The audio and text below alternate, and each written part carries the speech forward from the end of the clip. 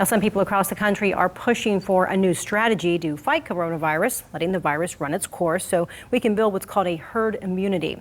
News 3 anchor Erica Greenway spoke with a William and Mary professor to find out what that would look like.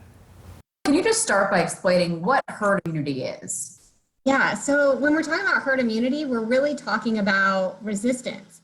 And so it's this concept of if a large proportion of the population has some sort of immunity, then there's a protective effect for the rest of the population that doesn't already have that immunity.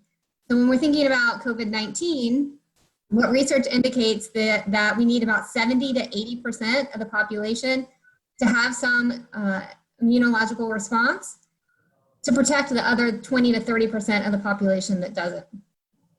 70 to 80%. So I mean, at this point, we're nowhere near that. No, recent research estimates that about 2 to 3% of the U.S. population has an immunity response to COVID-19.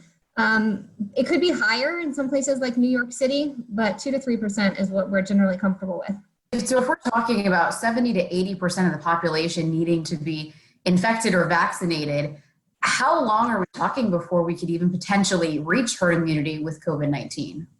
So it's not going to happen anytime soon, maybe a year, maybe two.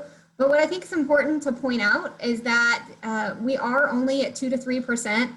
And if we have to get all the way up to that threshold of 70 to 80%, we've already had about 90,000 deaths just to get to the 2 to 3%.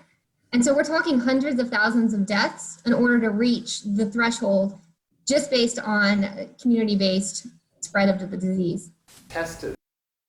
Now, the other way to build herd immunity is through a vaccine, of course, but that, of course, is still in the works. And Dr. Dolan says preventative measures that we're taking right now, like washing our hands and social distancing, can buy time until a vaccine is developed.